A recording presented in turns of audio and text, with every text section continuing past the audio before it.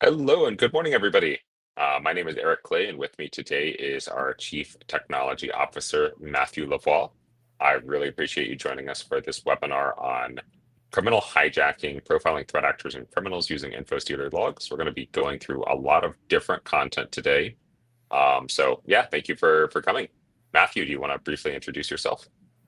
Yeah, sure. So I'm one of the co-founder of Flare, effective as CT in the CTO position. I also manage with Eric, actually, the research team. As kind of a part of the work that we're presenting today, it's some of the work that is in there actually from the engineering team, but also a lot from the research team. And yeah, I think that sums it up really quickly, Eric. Yeah. So today we're talking about Infostealer malware, and we're going to do some pretty deep background on Infostealer malware and also talk probably about some specific examples of where we're able to profile threat actors, which I did not add the slides for, but we will add I'll add some slides as we go. Here are some images from the report I recently wrote. So info stealers are really interesting because they're probably, I would say, Matthew, and I'd be curious for your take on this. I think they're the top vector for account takeover attacks against kind of consumer accounts. So think your Netflix account or your New York Times account or whatever, whatever consumer e-commerce account. I don't think we have any hard evidence for this, but just given the breadth of the ecosystem and the ease at which threat actors can use Infostealer logs, it does seem like a probably likely the top vector compared to something like, typical traditional root credentials. Yeah, I think what we see, and I mean, we're based that on a little bit of the chatters and the different like conversation and evidence that we find from the dark web. And I mean, it's more like soft evidence and hard evidence in that case of like we see a lot of shift from password spraying from like compromised RDP or compromised machine through actually like repackaging of info malware stealer.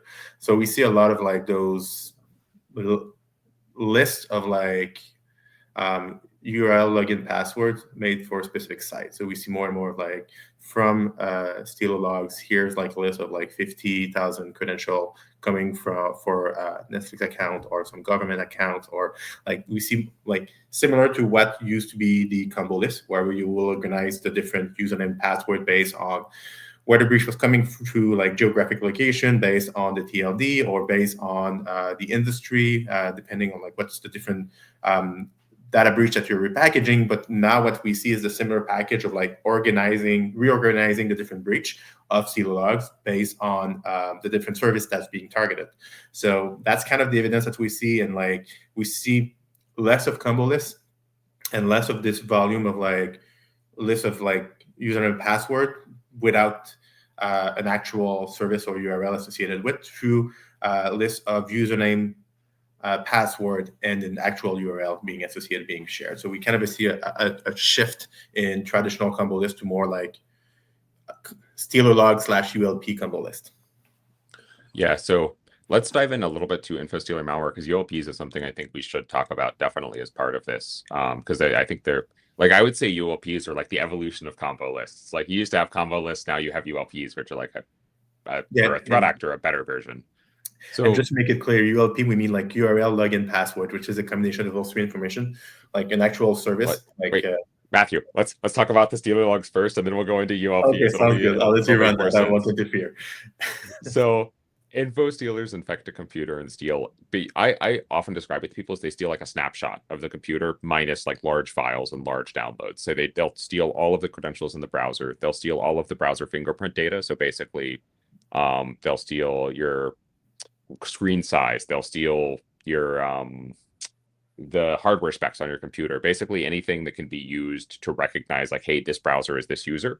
Browser fingerprinting is a big way that even financial services apps authenticate. When I log into my bank account, they don't just look at my IP address. They don't just look at, do I have the password, my two-factor authentication. They also say, is this user logging in on a totally different computer? Maybe we need to add some extra authentication measures. Well, info stealers are able to steal that as well. And they steal all of the credentials saved in the browser along with those session cookies, and they all get exfiltrated. And these get packaged into what's called a stealer log. And a stealer log is very simply a single snapshot of a victim's computer. These are then packaged together. So you'll get hundreds or thousands of Stealer logs, and then they're distributed in Telegram and the cybercrime ecosystem. Now, the big thing about Stealer logs, and one of the reasons that I think both of us agree they're probably at least a plurality of account takeovers today against most web application accounts, is the session cookies. Because a threat actor can use the session cookies to replay a session and gain access to both consumer accounts and corporate accounts and bypass two-factor authentication controls. And that's where that browser fingerprint piece comes in. And we'll go into how they do this a little bit later, but basically they're able to kind of mimic the victim so that to bypass anti-fraud measures.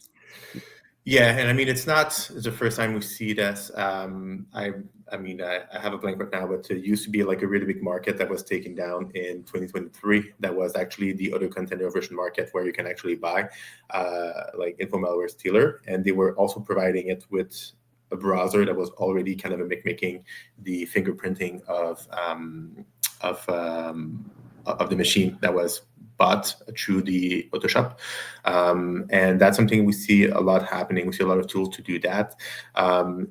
Generally speaking, session cookie are also being used because we have more and more sites that have the long haul cookie lifetime. So like a cookie can last like 3 days, or like 3 days, 3 weeks, 3 months, 3 months, 3 years. Yeah, 3 years. Yeah, like there's some site that I don't like. We don't even log in anymore. Like just kind of a refresh token from an existing authentication that has been made.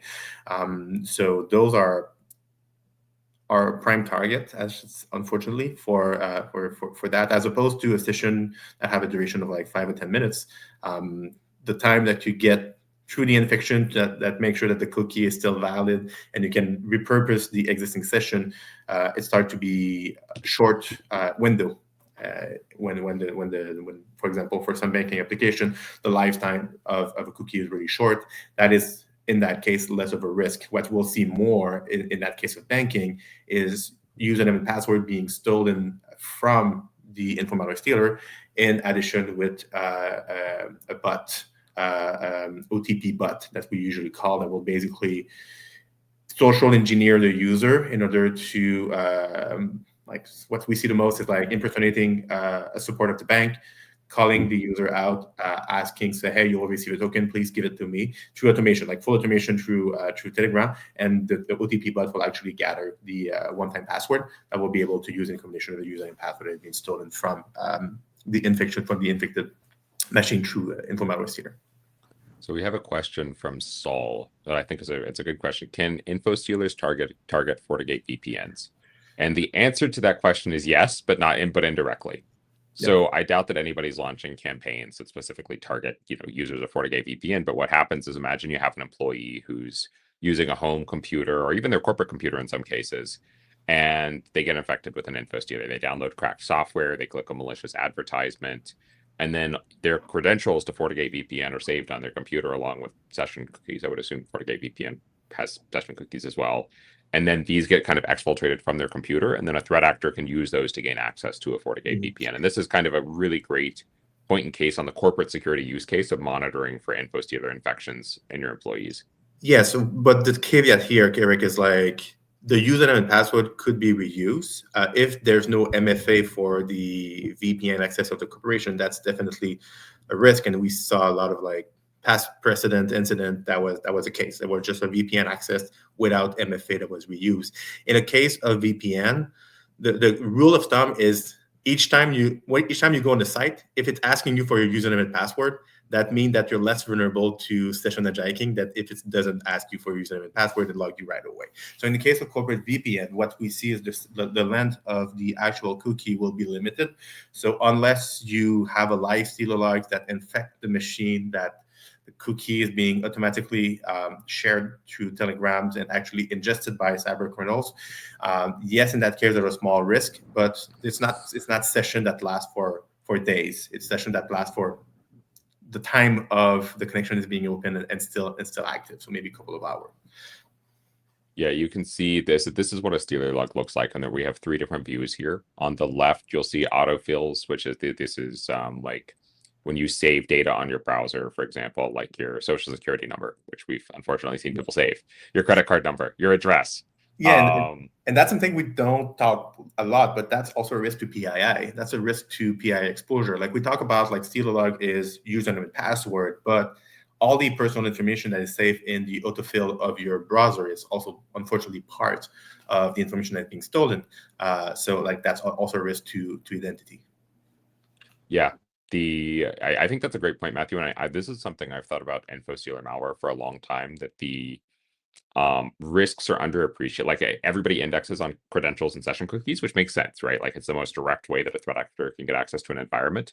But imagine you have, and we've seen an executive at like a really sensitive tech corporation get infected. You suddenly know a whole bunch of other information about them. You know what airlines they fly, you know where they go to school, you know where they, you know that you've got their home address, a lot of their PII. And so for phishing attacks, for like very targeted attacks, like this can be really, really high risk, especially for kind of VIPs and important executives who are going to be disproportionately targeted just based on what they do.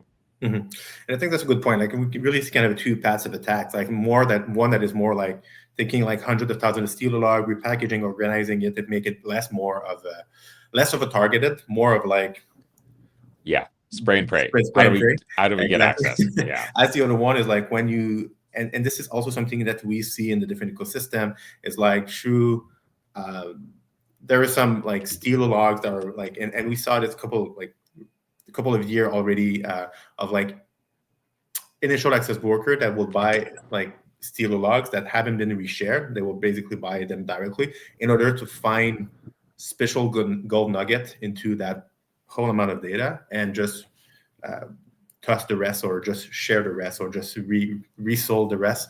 But we really see as well kind of a two scenario here. One is more like spray and pray and like cybercrime through the volume, and the other one is like finding the gold nugget and those steal logs to see if there's an important machine that has been infected that could be leveraged for a more targeted attack.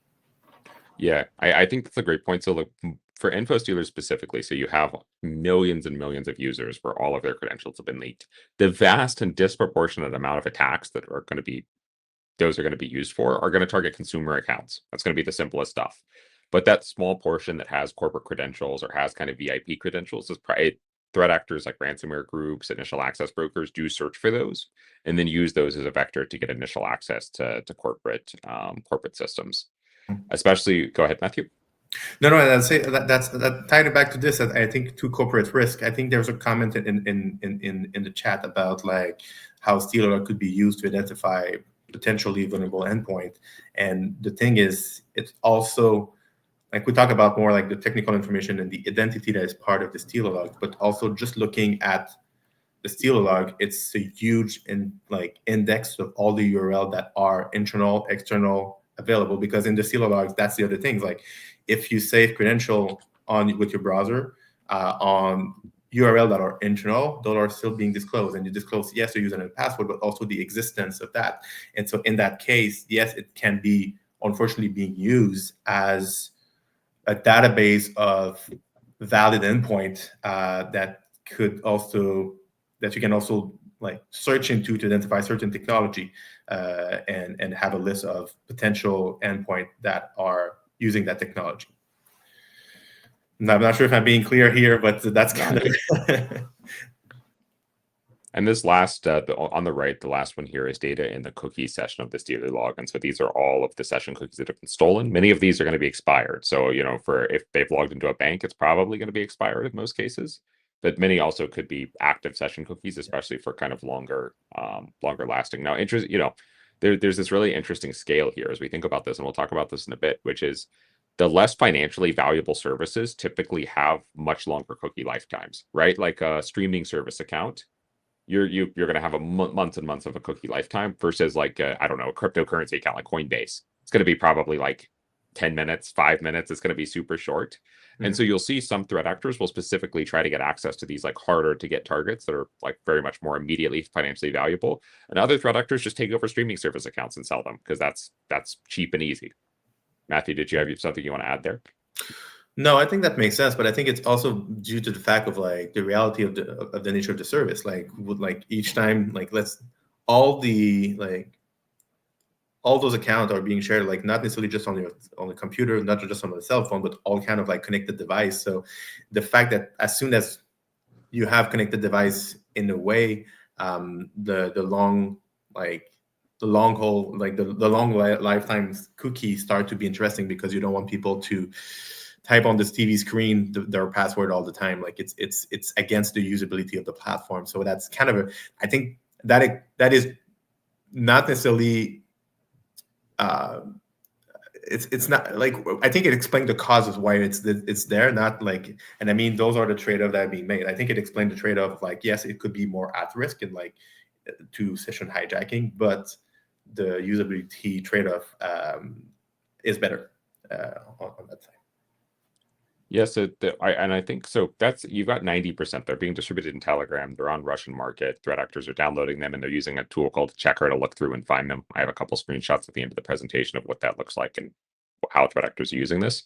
But most, or at least a small portion of Stealer logs, are used for corporate account takeover attacks. And this goes back to the kind of question we got in chat on targeting FortiGate VPNs, right? Is you have tens of millions of Stealer logs on a quarterly basis.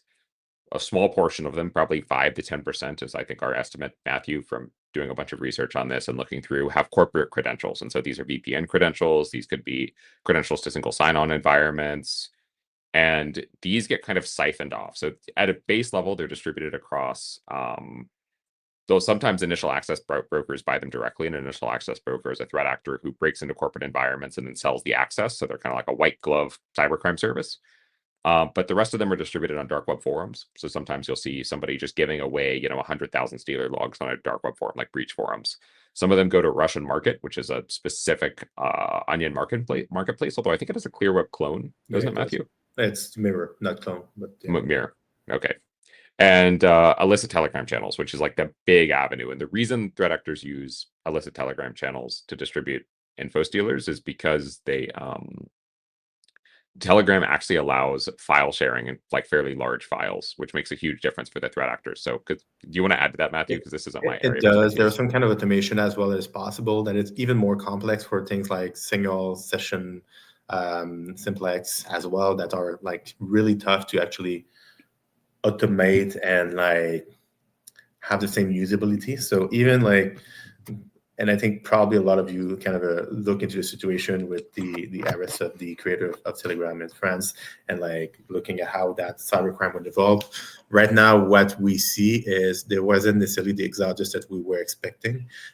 There were some groups that went to other platform and came back for different reason, just like single and like single, it's like it's tough to have like room that you can actually join. It's more like all invite only. The session simplex, it's more complicated to kind of build automation as well. Matrix, you need to trust the actual Matrix server owner, which is also a trust issue in that community. So that's kind of a get to another problem. So what we saw is like, yes, people look around a little bit for alternative. Finally, like most of them did come back to Telegram. We're still kind of looking at, there's a new transparency report from Telegram that will be out beginning of next year, if I'm not mistaken. And at this point, we'll see if that will create another movement in the community at that point. But right now what we see is like Telegram is like, by the nature, by the way it's being done, the automation, the easiness to script and actually share contents, image and rich content, it's a prime choice, unfortunately, for cyber criminals.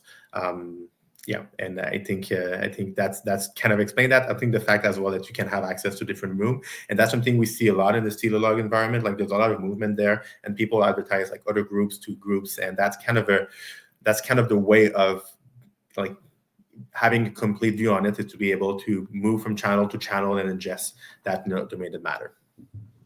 Yeah, you can see here. So there's so Telegram has kind of two primary methods of distribution. Well, three actually. There's a third we could talk about called live channels. But there's a public channel. I call these the Costco free sample channel. No association with Costco whatsoever. It's just if you've ever been to a Costco, they give out free samples. And that's actually where most Stealer logs end up distributed, ironically, is in these free channels. People can join them. They can download Stealer logs. Don't recommend that you'll get arrested, but that is a possibility. Yeah. The second one is... And also, don't recommend you don't get infected by those samples. Yes, yes. The Stealer logs often have Infostealers in them as well. There is truly no honor among thieves. The second method that we have are these private channels. And so threat actors will sell access to private Telegram channels with Stealer logs. You'll see, that this one on the left, for example, is advertising 20 to 40,000 logs. They advertise geography. So, some will target US based people. Some will target kind of more broadly, and we can talk about distribution and how they target in a little bit. And then they sell the access to the channel for a certain amount every month. And it varies very widely. The one on the right, I just find very entertaining because it's like very like branded. Like they've clearly gone out of their way to make it look very nice and eye catching compared to other Telegram channels. Yeah, we can share these slides, Jira. You can also, we have a ton of information on the Infostealer malware ecosystem on our blog through research reports. And so you can also read through those. You'll see almost everything on the slides today also in various research reports. So I did want to talk about this. So Telegram is really essential for this ecosystem. I think that's a big takeaway. And we haven't really seen threat actors move off of Telegram even after the arrest of Pavel Durov and after the kind of like promised crackdown and reporting to law enforcement, which has been interesting. So for example, threat actors will sell the malware on Telegram themselves, and then they'll sell the logs on Telegram. They'll give away the logs on Telegram. And we've even seen them use Telegram as backend infrastructure for like collecting the Stealer logs. Can you talk about that a little bit, Matthew? Yeah, and that's something that's tied up to like what I was saying about the different type of like instant messaging platform, and I think this automation and API integration is actually something that we see a lot. We see like even C2 infrastructure being managed from Telegram from different channel. We see like a lot of we see even in the panel that are being sold to run campaigns for Stealer campaigns, there's a pre-made integration with Telegram to actually publish right away those infections to different channel, and that's something that's when we talk about live Stealer logs. It's something, it's a bit different. So I think Eric discussed about the public one, the private one, and the live one are actually the one that are coming, that you subscribe to and get a stream of Stealer logs that are coming right away through the infection. So full automated full automated from the information being stolen to being packaged and distributed on Telegram channel. So those are probably the one that are more prone to session takeover, so session hijacking, as the time between infection and distribution is usually below 10 minutes.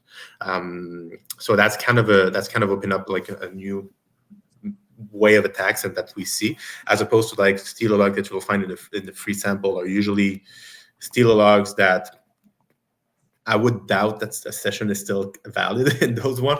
An important one. So those are usually kind of an older repackage. We see, unfortunately, there's no honor amongst thieves. We see a lot of like private channel that just buy other private channel data and just resell it into their own private channel. We see public channel that just repackage all kind of things. So it's like, I think sometimes we can find the same Stealer log. Like, I think the number that I had from last week is, I think one Stealer log we found it back like 56 times over the course of that's the same, exactly the same Stealer log between being distributed in all kind of different channels. So the way threat actors actually abuse Stealer logs is quite interesting. I'm going to pivot between a couple of screenshots here. I guess I need to refresh this to get the link, because I added a few slides at the end that show what a checker looks like. But basically, they use a piece of software called a checker that goes through and says, like, they can say, I want to log in to streaming service accounts, and they can pick their top streaming services they care about. And then it's going to check the validity of the session cookies for each of those streaming services. And say like, hey, here's 5 active session cookies for a Netflix account, as an example that we found in Stealer logs, where they can target consumer Netflix accounts. And then they'll use this anti-detect browser to basically go in and do session replay attacks against these accounts. And we won't go into exactly how they do that, but they use a bunch of information from the Stealer log to conduct a session replay attack with the anti-detect browser. I think when we did, and so one of the pieces of research I did recently was looking into criminals who got infected with Infostealer malware. So Matthew mentioned earlier that often Stealer logs themselves will get seeded with Infostealer malware, whereas a certain threat actor in the ecosystem actually seeded a checker itself with Infostealer malware, and a checker can only be used for checking the validity of session cookies. So by default, you're only going to get criminals who are downloading this piece of software. And we actually, one of the really interesting findings from people who downloaded the checker and were using it and who got themselves infected and showed up in our Stealer log data set was that every criminal has their own unique workflow. It's not like a criminal like uses, downloads 1,000 Stealer logs and tries to get into every account on them. No, you'll have criminals who specialize in getting into financial services accounts, criminals who specialize in getting into access to Netflix accounts, criminals who specialize in getting access to basically any kind of account that can somehow be monetized, whether directly, transferring money out of a financial services account, or indirectly by, selling a streaming service account. And this is I suppose, like, if I'd really thought about it, it's what I would have expected, but it also was kind of interesting to kind of see the specific use cases. Like, there was one threat actor who was breaking into a streaming service account. He literally broke in, I think, to like 400 of them, and was just saving the credentials. So he would break in, change the email from the victim's email to his own email, like it was like Netflix account 152@hotmail.com. And then probably go on and resell those accounts. And I'm sure the fraud and abuse team would go up, like reset them eventually, but like a threat actor could buy it for $5 and watch free streaming or $5 streaming for a few months. So it's a very kind of intricate ecosystem with role specialization that uses like multiple elements of software. Is there anything you want to add there, Matthew? No, and I think the only part in those is like there's probably a relationship that was like residential proxy or like proxy services for the credential, and that's bring me to like the actual the name of the operation and the platform that was forgetting was Cookie Monster that taken down Genesis, and like that was something that even in Genesis market we saw all of this tool set being fully integrated in the actual reselling market. Maybe give people a little bit of background on Genesis, and then I want to dig into the residential proxies as well. Yeah. So Genesis market was similar to like Russian market. So you go on a website to say, I'm looking for credential for this service or in this country or like the different filter, and then you can buy at piece info malware stealer.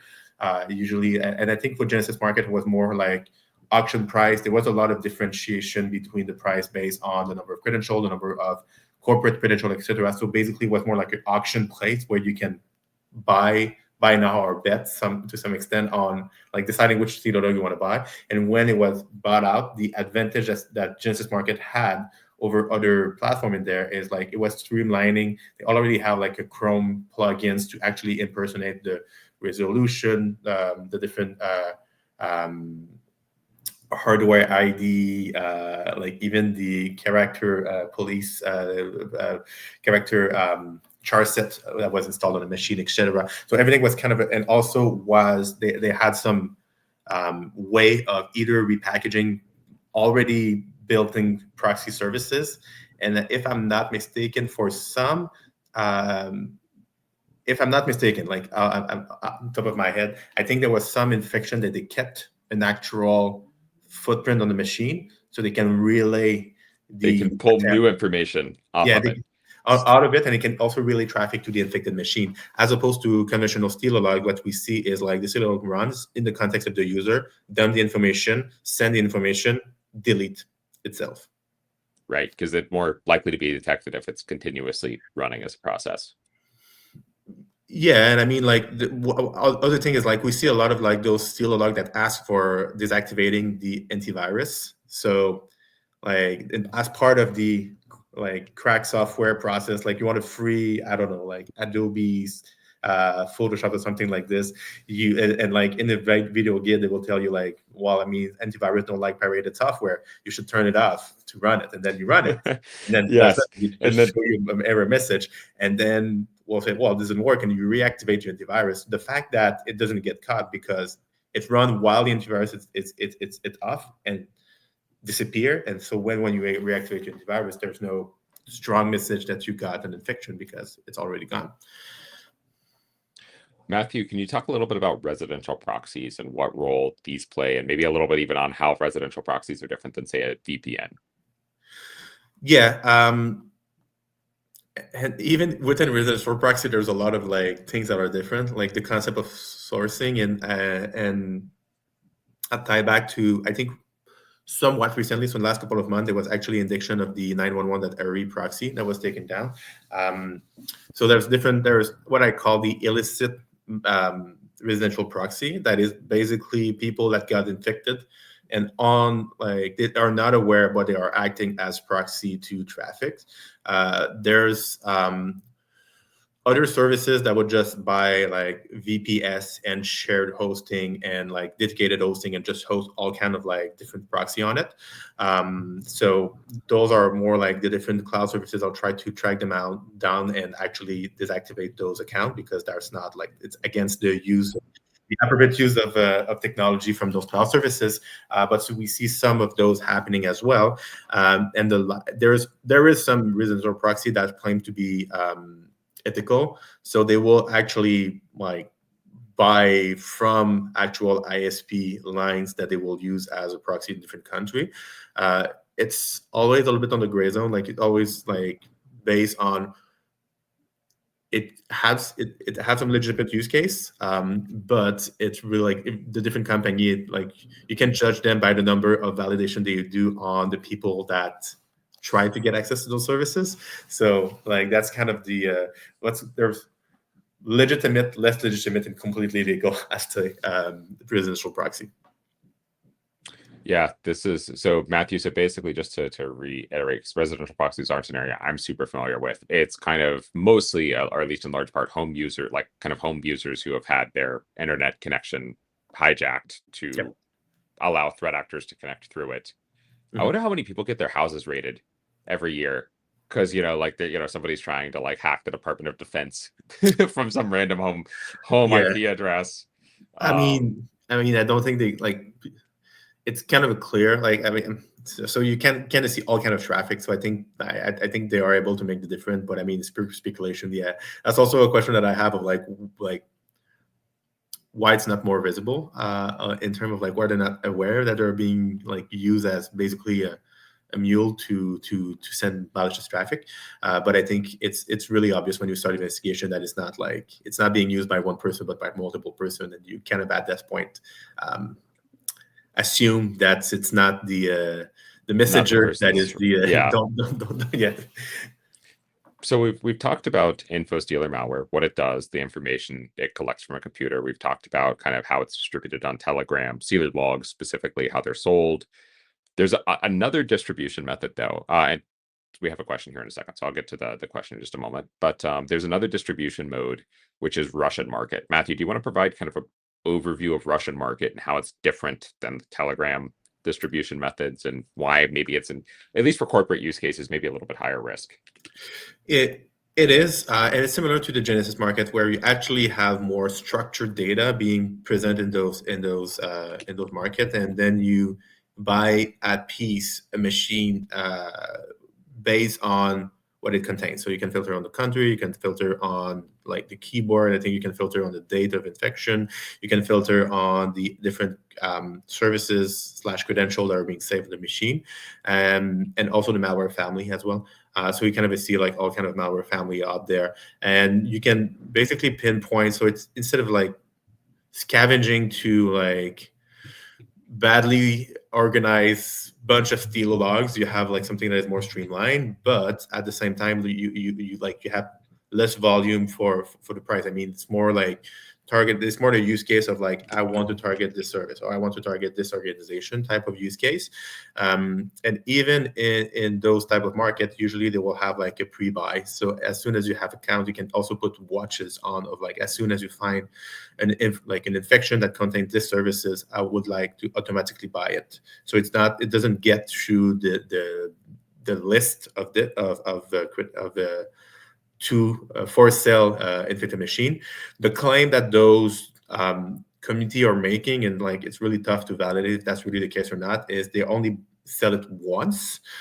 So in theory, you're supposed to, if as a company you decide to buy back, because you could in certain legislation buy back your own data, and I mean you could go there and try to buy back your own steal a log that target your own data. I mean, so under all consideration of your legislation and where you live from and everything, and supposedly it will remove it because it's supposed to be sold only once.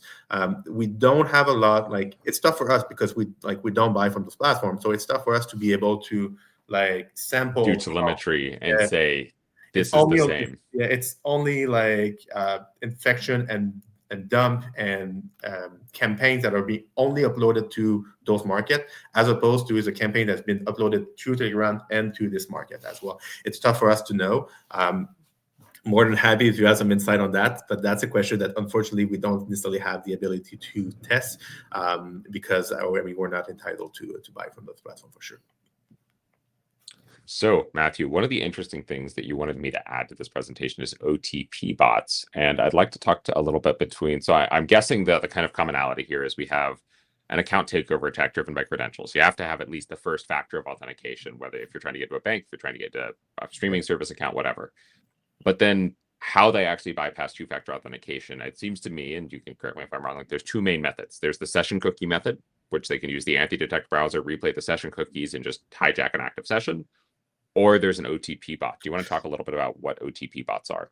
And to be transparent, I think the mimicking of the fingerprint of the browser, it's necessary in both cases. Like they will have there's all kind of detection based behavior based detection and like impossible travel type of detection as well that happen. So I think yes, there is the first factor as you mentioned. There's being credible to they have all kind of tools to try to not trigger any of those behavior based detection mechanism. And then after you have the two-factor authentication, and OTP bot is more I would call it automated social engineering, as it will through Telegram to automated script, and you'll choose what scenario you want. I'm that type. I'm targeting this person at this number,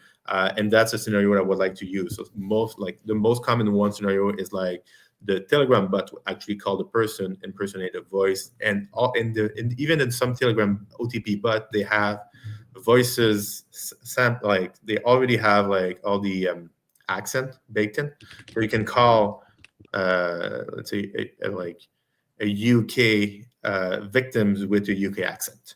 And that's already kind of that's as far you can go in level of sophistication. And the bot will actually impersonate a technician, say, hey, we see an issue with your account at Bank X. We'll just have to validate your identity and make sure we're speaking to the right person. We'll send you a token. Can you give him back the token to the phone for validation? What happened at the same time is the bot will enter the username and password through the actual website of the bank.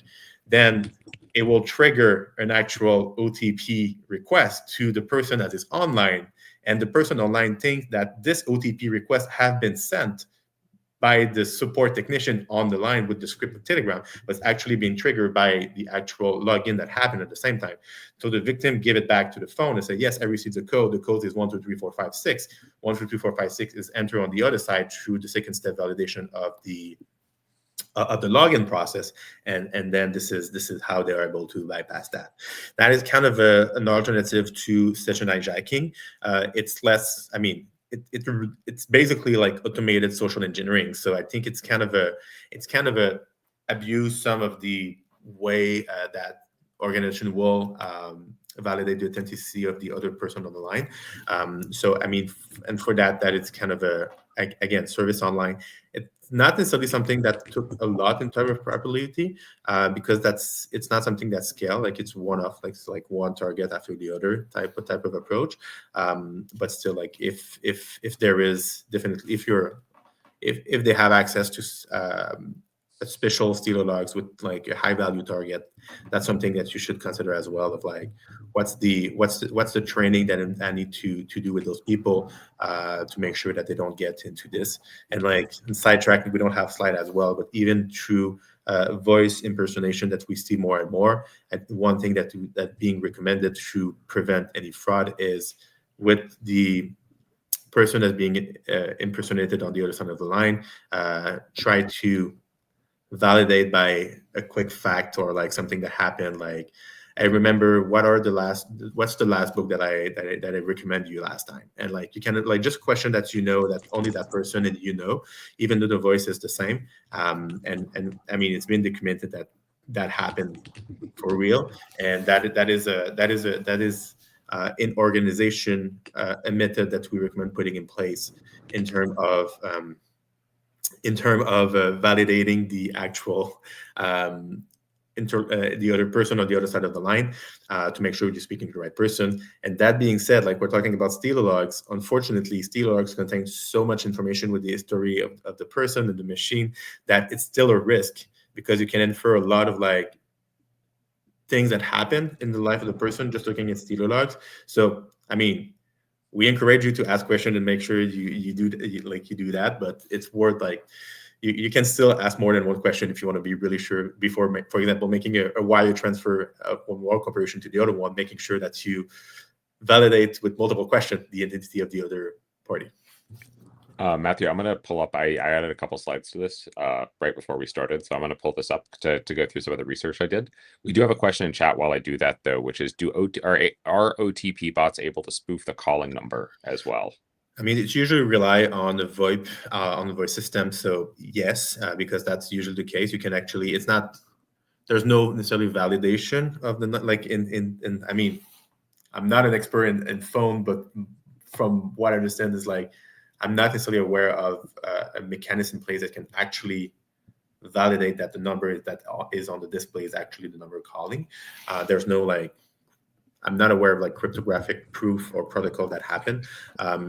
So in that case, I'd say most likely yes. Is it 100%? Maybe not, but I think in some case, yes. So the last part of the presentation we have today, and please feel free to put more questions for Matthew in the chat. If it's a hard question, it goes to Matthew. If it's an easy question, it goes to me. So the last piece we want to talk about is some research we did called criminal hijacking. And basically the idea here is we looked through our Stealer logs data set and we identified a specific Infostealer campaign that was actually targeting criminals who were using Infostealer logs for account takeover attacks. And so this was really interesting. So basically a threat actor seeded a checker application, cracked version of a checker application. So again, a checker, it goes through and looks for session cookies, and they seeded this itself with Infostealer malware. So now they're infecting other threat actors. They then distributed the cracked checker on a bunch of different cybercrime forums, both mostly, like I would say, unsophisticated cybercrime forums, Matthew. There's a lot of scams, like they weren't distributing it on the most sophisticated forums. Mm-hmm. The cyber criminals who use a checker to facilitate account takeovers downloaded the infected checker and then ended up themselves getting infected. So you can see all of their credentials, their browser history, etc., everything you would see in a Stealer log. So that all got exfiltrated and distributed on Telegram. We were able to collect the log and then use that to identify how threat actors are actually using Infostealer logs themselves, which is a little bit of a complicated story to tell, but I think I was like fairly clear there. And so this is what the checker. So this is actually a criminal who got infected with an Infostealer, and this took a screenshot of their computer. And so they were using a checker here. They were also using Silver Bullet, which I believe is used to try the validity of credentials. That's what's praying. Yep. Yep. And so you can see they can choose what they want to try to log into, what they're looking for active session cookies here with. Now, the great part is they themselves got infected, so this turned out to be a terrible idea for them. But you were able to go through this data and actually identify kind of use cases, like how are threat actors using this. So for example, this specific threat actor, notice the bypass know your customer new working method updated. Like you could actually see the stuff he had on his computer here. But this threat actor was actually going after Facebook accounts. And so his kind of primary use case was to break into Facebook accounts, we think for romance scamming based on his browser history. And you can actually look at the browser history and see him trying to take over these accounts, like, logging in, going to the account security center, resetting passwords, resetting usernames, looking through friends. It was actually completely crazy. There was another one. This guy was, I think, after streaming service accounts. So he was you could see in his passwords where he had saved hundreds of different streaming services using, again, BLTools.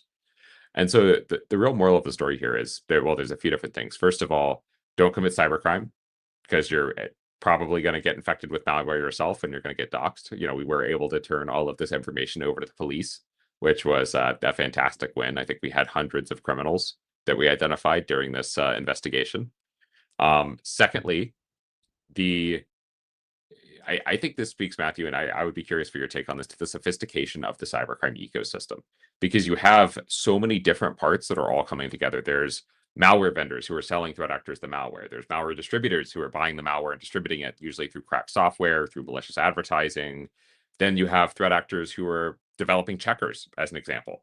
Then you have threat actors who are downloading malware logs and checkers, or purchasing malware logs and then looking through them with their own kind of specific use case which it very well might be to compromise streaming accounts and then sell those again, further down the line. And I think it's like very interesting how developed this ecosystem is, because I would say, and I wasn't in security 10 years ago, but I would guess 10 years ago there was not this kind of like level of sophistication with economies of scale and role specialization in the same way that there is today. There wasn't any as you mentioned, specialization and roles and like different like link in the chain type of attacks. But that's the thing, like sometimes stealer logs are being overlooked because that's a non-sophisticated malware. Like it's not an APT. It doesn't like it's successful because like it actually asks the user to turn down their AV and actually infect the machine. Like and it doesn't like there's no like. And even when we got access to some code base of those stealer malware, they're not sophisticated code. There's not a lot of like AV evasion, like repack, like there's no like advanced anti-debugging trick. There's not a lot of things in there. They're pretty straightforward. But I mean, we see more and more volume because it's simple, but it worked for cybercriminal, fortunately. So that's kind of a bring back to the point of like that is an actual entry point that it contains so many information that it's the step number one for a lot of way more sophisticated attacks that are I've started with an infected machine or stealer logs, but like in generally what we could be we may be bugging a lot of people with stealer log recently, but we think it's a big problem because actually even if it doesn't like a lot of sophistication level goes into this, the amount of data is collected and exfiltrated in lots of different scenario and potential of misuse of this information is huge, and this is why we're kind of like doubling down on that. I could say. So yeah, that's kind of what I thought. Please put your questions in chat. We have a good question. I think, Matthew, I'm going to take a stab at it, but I want your opinion too. Feel free to disagree with me. But the question is, usually in cybersecurity, Russia, North Korea, and Brazil are the usual threat actors and the focus of threat intelligence. But I wonder if this is a biased posture and how. I mean, what about the USA or other countries in the American continent on this subject? Yeah. So I think it's a great question. I have an opinion on this, which is I think threat intel, both teams and providers, way over index on advanced persistent threats and ignore more kind of operational level stuff like this. Most companies, 95%, are never going to be targeted by an APT group. Like they're never going to be targeted by Russia or China, like the government. But they will very possibly. I beg to disagree on that. Like that's like even for North Korea, that's the way they actually funded the country through like ransomware and like distributed attacks. So I'm not saying like no, like APT won't be like doing this sprint break. I think we did include like APT definition kind of grew, like even like right now, like ransomware groups have an APT number, and like what's the real definition of APT? Like it brought it up in terms of like state actor attack that's target other state actor or really kind of a high value company to like state actor attacks that do ransomware to funds some of the operation.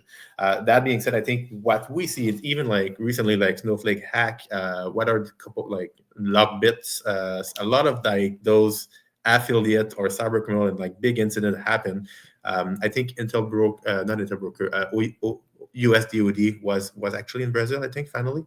Yeah, he was, but there was like all kind of like actor that was the anonymized that are in US, in Canada, in G20 country, so like in Europe. So there's all kind of. I think for APT group, I think we see some government that are probably have decided like to commit cybercrime to finance cyber criminal, like to finance the actual government through financial through cyber criminal activities. But like especially has a mention of like in terms of like freelancer and actual threat actor, sophisticated or not, I think it's distributed all over the world evenly. Yeah. Maybe not evenly. I personally, this is another opinion. Maybe exaggerating at this point, but yeah. Yeah, maybe they probably are a disproportionate number in, for example, the Russian Federation, which is more, it's a more, trying to come up with the right phrasing. They're less likely to prosecute cyber criminals in Russia who are targeting Western countries. They've even looked at passing laws to make it legal to target Western countries and Russia for cyber criminals. So you'll see on most of the Russian language cybercrime forums, for example, like Exploit XSS, Ramp, they have a no CIS rule. CIS stands for the Coalition of Independent States. And so the rule is if you're a cyber criminal operating in these countries, any company is fair game in the world unless it's in Russia or its allied states like Azerbaijan, Kazakhstan, Belarus, etc. And so I think the one place I would disagree, Matthew, is so like maybe I might have exaggerated a little bit, and that most companies won't be. Actually, I still think it's true. Most companies will not be targeted by an APT. Yeah. Maybe the way I should rephrase it though is you're much more likely to be targeted by a freelancer cybercrime criminal or low sophistication ransomware group than you are to be targeted by, say, an APT group. Yeah, I think it's depend on the and to be fair, that we have in the comment a really good comment. Like for Scatter Spatter, there was a lot of actual members of Scatter Spatter that were arrested in the US. So yeah, that's a really good point as well. In terms of like APT, I think you can say there is, and I think it's different campaigns. Some campaigns are more like spray and pray, like infect through ransomware, like organization, look at where you ends up like exfiltrating money, or actually like making money out of the extortion. And from some, I think there's definitely some campaigns that are more like state actor to state actor, and like more like those happen. I think it's less of a cup of tea at Flare, but there's definitely like a lot of like good investigation of those more really targeted attacks of APT groups on like high visibility people in governments and like really key organization in other jurisdiction. So I think those are. I think it's just we have a APT group that does a large spectrum of attacks right now, as before we were kind of associating APT with like really target narrow, like 0-day type of attack. Do we have any other questions? I really appreciate all of the engagement. We've had a very engaged audience today, but we're happy to take any other questions. You can also take a look at the research report. It's a little bit long. It's about 10 pages, but it does go into kind of much greater depth than we did on the webinar on the criminal hijacking topic. I'll give another 15-30 seconds if anybody has any questions.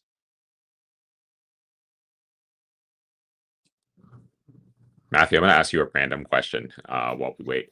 What was the first dark web marketer forum that Flare monitored? Alphabay, ANSA, and Dream. Alphabay, Hansa, and wow, Alphabay. That's like very old school. Alphabay's been gone for a long time. V1, V1 in 2017. And the Hansa, we were just before. It was actually the Netherlands police that actually sinkholed Hansa.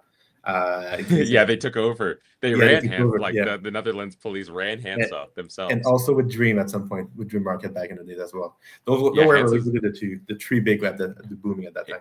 It's really funny. I remember reading comments from criminals who were like, "Wow, the Hansa like customer service got really good all of a sudden," and it's because the police were running it and doing 24/7. Yeah, you can ask anything you want, Ricardo. Feel free. Oh, we can take the question online after. You can always add us on LinkedIn.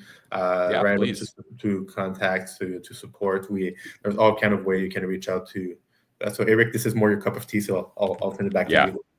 Yeah, feel free to ask your question, Ricardo. You can also connect with me on LinkedIn here.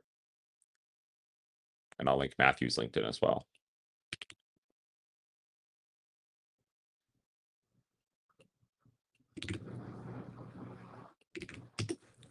And Matthew, what was the purpose of monitoring Hansa at the time? Because it was a drug market, if I'm not mistaken. When we started the company, it wasn't that focused on cyber, but there was a lot of like cyber criminal activity, fraudulent activity as well. There was a little bit all over the place. I think it's I think you're right. I think Dream was probably more targeted to. There was like a broader market that was more helpful, and especially as well like Alphabay as well. Then after we had like RS clubs and like all of those defunct market that we don't see it anymore. We were kind of the first one to actually, for sure, like target the Canadian quarter. That was a market that ends up being on the top 20 largest market out there. That was only dedicated to fraud and fraudulent and cybercrime. I think like the Hydra market is also like one that we early on kind of jump on to monitor. And otherwise it was forums, so there was all kind of things there. So Yeah. So yeah, Ricardo, we can. Oh, sorry, we have another question.